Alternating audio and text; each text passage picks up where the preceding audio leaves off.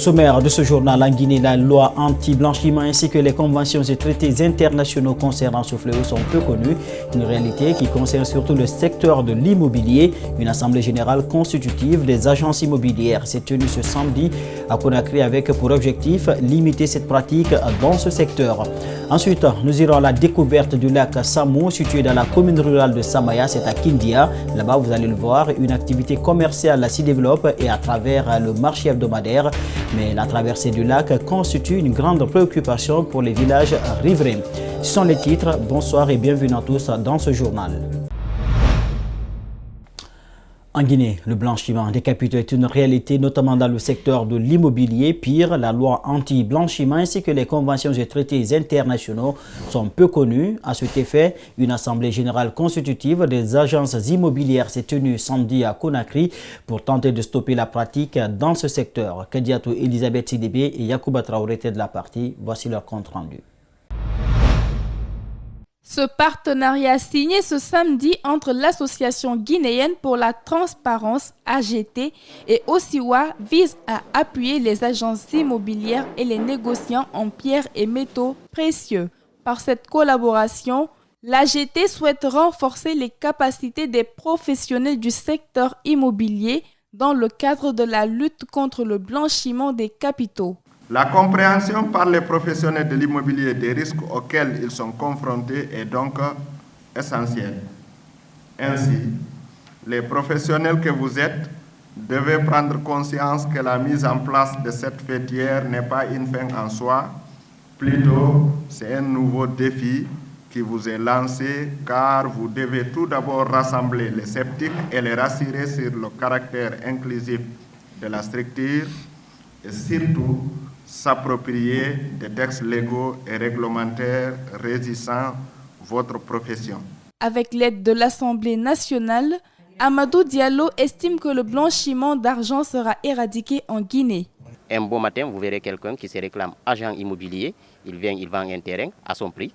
Vous verrez quelqu'un qui a son local à louer, il fixe un an d'avance, chose qui n'est pas tout à fait normale. Une personne disons qui n'a pas la possibilité, ou d'ailleurs même si vous avez la possibilité, vu le coût que ça vaut, vous ne parviendrez pas à louer la maison. Donc c'est des choses qui nous amènent aujourd'hui à mettre en place cette organisation immobilière. On va travailler ensemble avec l'Assemblée nationale qui va proposer cette loi qui sera votée et ça nous permettra bien sûr de travailler avec l'État.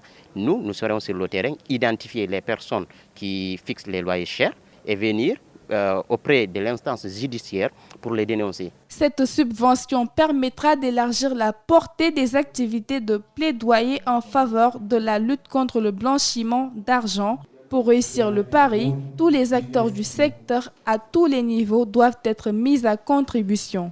Nous qui sommes à l'intérieur, il y a ces principes établis ici dans la capitale qui ne sont pas respectés à l'intérieur du pays. C'est pourquoi c'est un offre de soulagement de pouvoir participer également à cet atelier. Parce qu'au retour, il faudrait qu'il y ait franchement un renforcement de capacité auprès des gens qui sont à l'intérieur.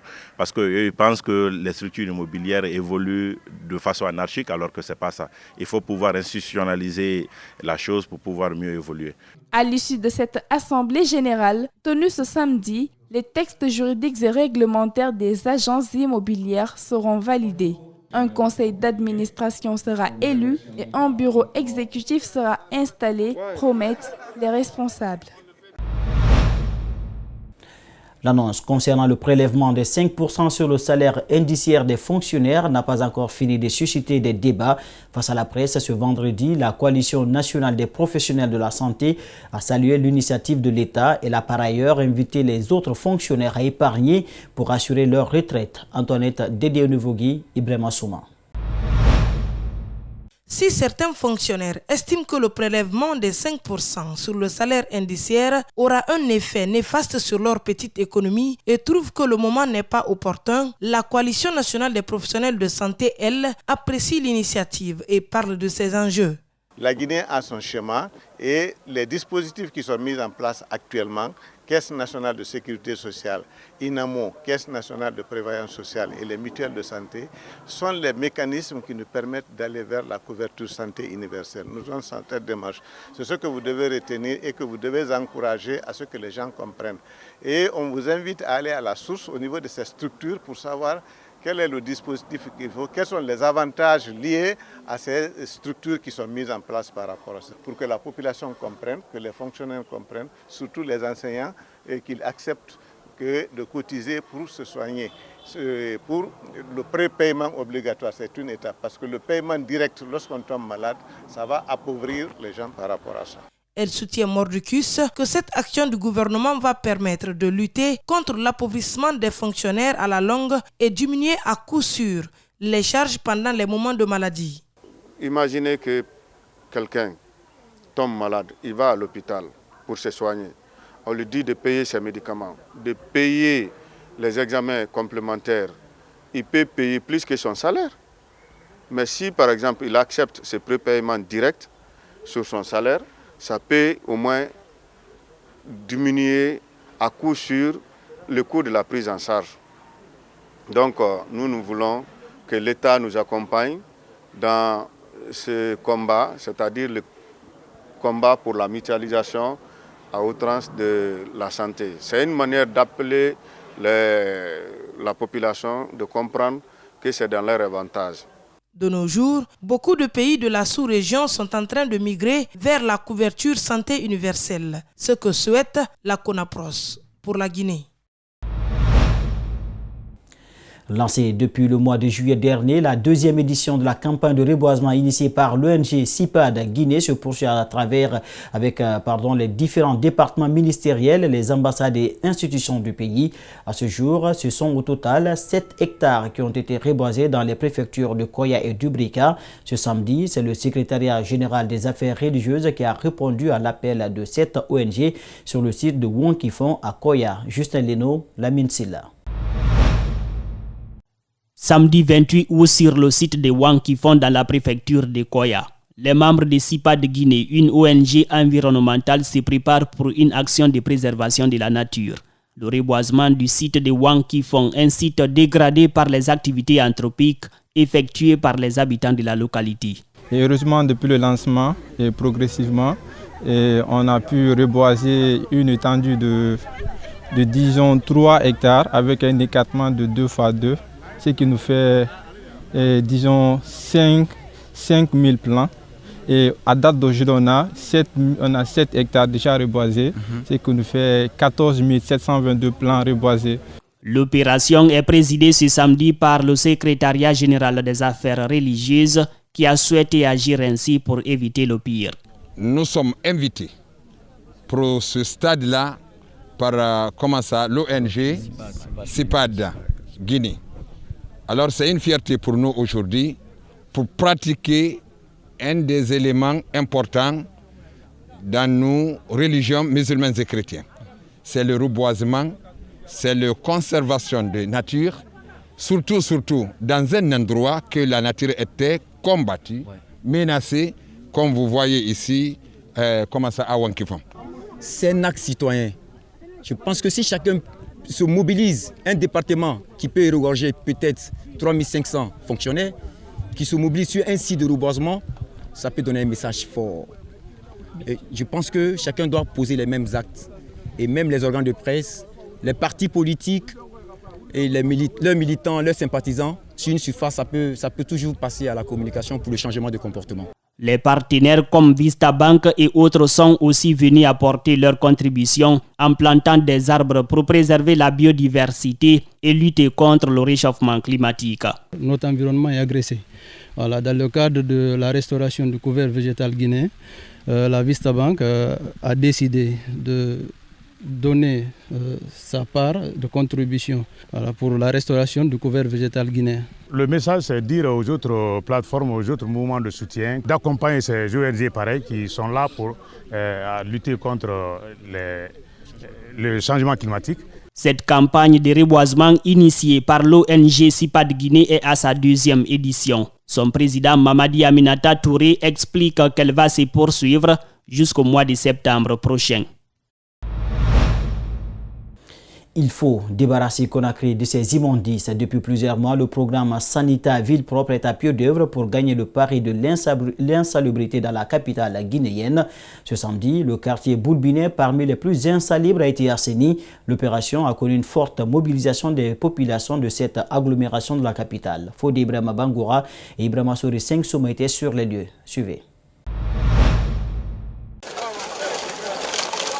À Tombo, où l'opération a été lancée, les dispositifs étaient déjà en place pour dégager ces déchets qui pullulent le long de la mer. L'initiative s'inscrit dans le cadre du programme Sanita Ville d'Enabel en collaboration avec le ministère de l'Hydraulique et de l'Assainissement. Elle est financée par l'Union européenne. Le sens de ce lancement, en fait, c'est pour impliquer les populations de Kaloum qui ont perdu vraiment l'habitude d'assainir leur quartier. Parce qu'il y a un contrat qui existe aujourd'hui entre l'État et Yezil Adamlar qui a supprimé les PME dans ces communes. Donc aujourd'hui, c'est pour que la population se sente impliquée dans l'assainissement et à travers aussi notre plan national de sensibilisation Mon quartier propre, pour que ceux-ci soient au courant de cette activité aussi. Boulbinet est cité parmi les quartiers réputés sales de la capitale.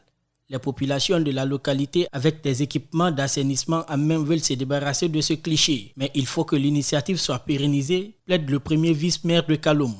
Et ce que vous voyez, le programme que vous avez vu aujourd'hui va continuer. Et l'année dernière, on en a fait. Cette année et l'an prochain, si Dieu le veut, on va le faire. Ça sera poursuivi. Ça nous donne de l'honneur, du plaisir à le faire parce que chacun de nous doit assainir son environnement. C'est pour cette raison qu'on dit souvent que la propriété est surtout celle de l'environnement. La problématique de l'insalubrité, c'est d'abord aux citoyens d'y faire face. La jeunesse de Boulbinet a pris conscience et compte bien grâce à ce programme d'assainissement de donner une image reluisante à leur quartier.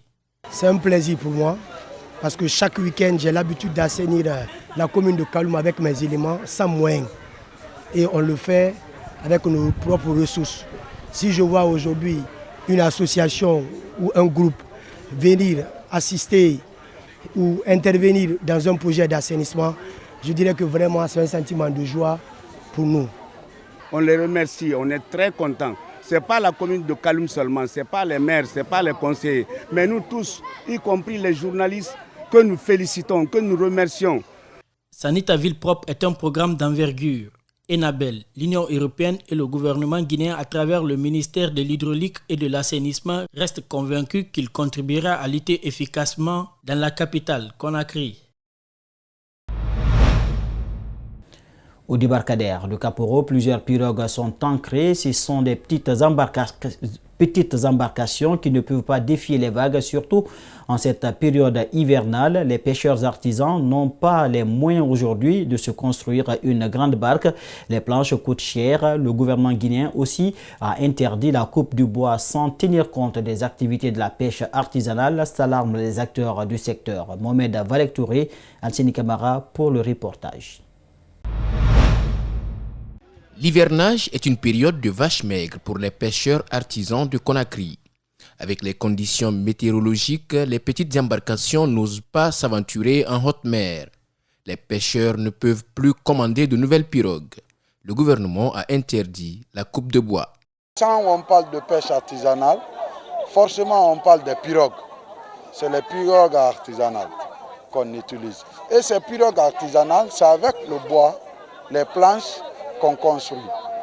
Donc avec l'interdiction des coupes de bois, avant que le repos biologique ne vienne, au niveau du ministère de l'Environnement, vous avez dû constater que il y a tellement d'embarcations au quai qui n'arrivent pas à sortir.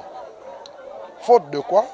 Faute de manque de planches dans les différents marchés. Ici, au débarcadère de Kaporo, vendeuses et pêcheurs parlent d'une période compliquée. Il n'y a pas assez de poissons et les sorties pour la mer ont été aussi limitées par les responsables du dit port. Vous avez assez de barques qui sont sous l'eau, qui sont à Calchès, qui souffrent du problème de bois. C'est seulement le problème de bois. Et en même temps, les paquets de pointes qu'on achetait à 14 000, 15 000 coûterait aujourd'hui à 35 000, 40 000. Tout cela vient ajouter à nos problèmes. Vous avez, tout récemment, il y a eu l'augmentation du prix de l'essence. Ça a joué sur notre économie. Si vous dépensez beaucoup et vous pêchez moins, vous êtes obligé de vendre cher. Et tout cela se répercutera sur le panier de la ménagère. Avant, une planche coûtait 80 000 francs guinéens. Aujourd'hui, il faut débourser 150 000 unités. Certaines vendeuses affirment que les montants payés pour le transport se répercutent sur les prix de vente et font qu'ils ne récoltent pas assez de bénéfices.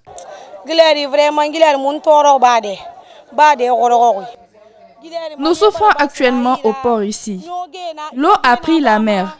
Nous sommes envahis par les ordures quand les pirogues sortent pour pêcher. Elles arrivent avec rien en main. Nous, les vendeuses de poissons, nous finançons les piroguiers, mais parfois nous sommes sans intérêt.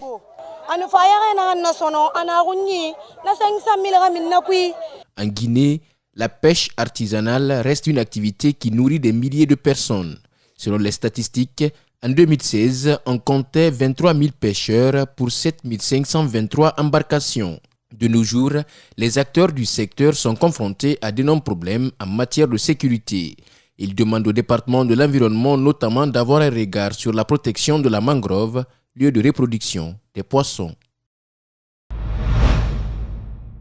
Samaya, une des communes rurales de la préfecture de Kindia, a aujourd'hui une population estimée à plus de 26 000 habitants. Dans cette sous-préfecture se trouve le lac Samou, qui aujourd'hui est devenu un endroit idéal pour des activités économiques. Mais comment cette transaction s'effectue sur place alors que les risques pour la traversée du lac sont énormes?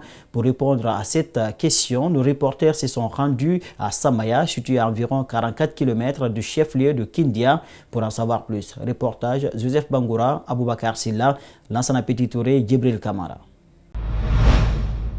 Distant de 5 km de la sous-préfecture, mon équipe et moi, nous nous sommes d'abord embarqués à bord d'une pirogue, en compagnie du maire et certains de ses collaborateurs, pour traverser le lac de Samou pour aller dans le district de Kaporo, joliment coincé en bas d'une montagne qui surplombe la zone.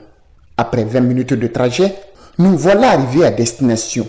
Dans le district, l'équipe reçoit tous les honneurs. Chez le premier imam de la localité, nous avons été présentés avant de commencer à constater le dégât de l'eau sur le terrain. Ici, nous cultivons le piment, l'aubergine depuis le temps de nos aïeux. Nous avons vu ici, quand ils ont fait le barrage, l'eau a commencé à monter. Avec une population estimée à plus de 1706 habitants, dont 855 femmes et 5 secteurs, le district de Kaporo dans la commune rurale de Samaya est sous une menace constante de l'eau. Chaque saison hivernale, les habitants de ce district sont inondés par les eaux du lac de Samou. Les difficultés que nous avons ici depuis le temps de feu Ahmed Sékou Touré, oui, l'eau montait, mais dépasser la limite, ce n'est que l'an passé, ça a commencé. D'habitude, c'est au mois d'août à partir du 15 que l'eau monte. Mais ça commence à devenir une véritable préoccupation pour les habitants du district de Kaporo. Aujourd'hui, dans ce district, toutes les cultures sont inondées.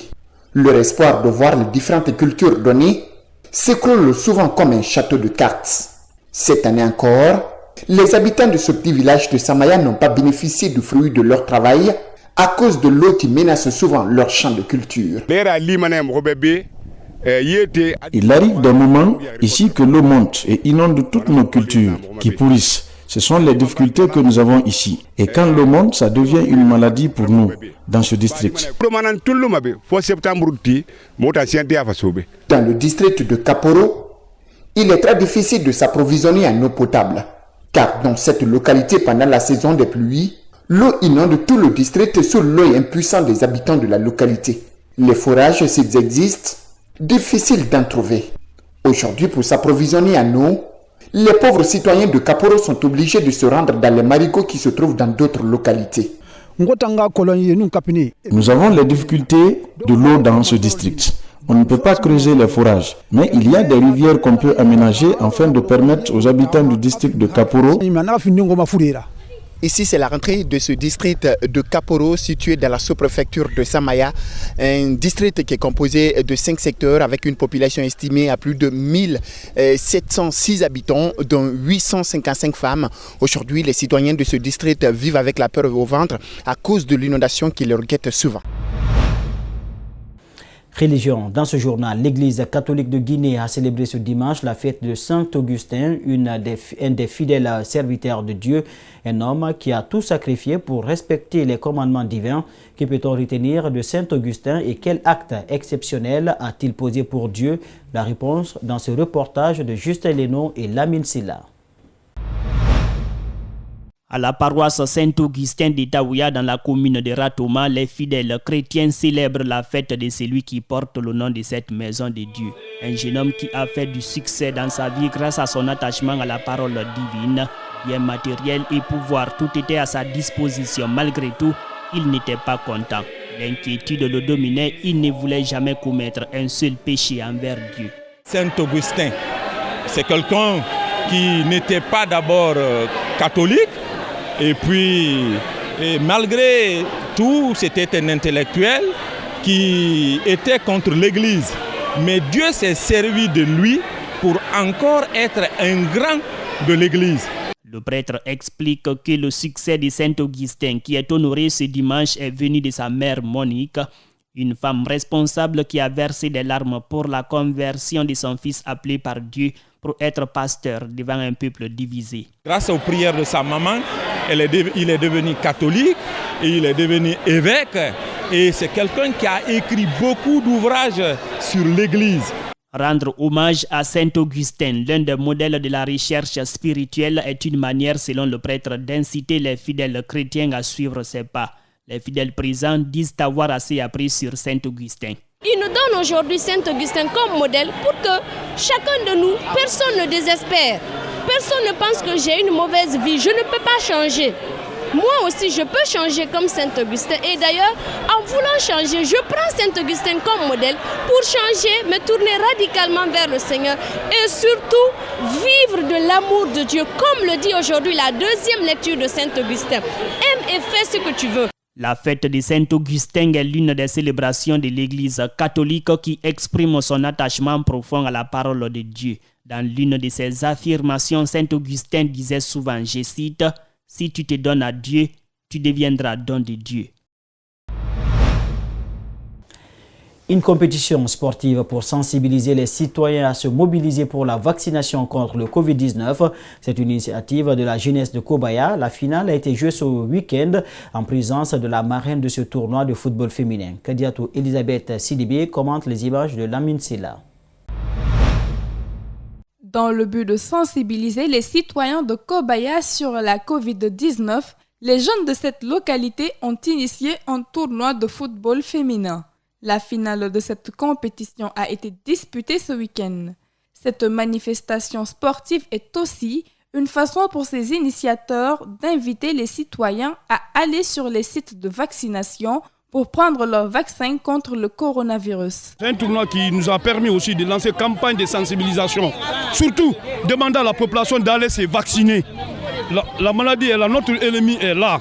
Et surtout dire à nos amis politiques aujourd'hui, il ne faudra pas qu'on soit vulnérable aussi, qu'on passe auprès de la population de les sensibiliser d'aller en avant pour que les gens là vraiment puissent se vacciner. Renaissance Academy a, à travers ce tournoi, voulu promouvoir aussi le football féminin dans le pays. Présidente des femmes de Kobaya, la marraine de cette compétition s'est aussi engagée à accompagner l'initiative de ces jeunes.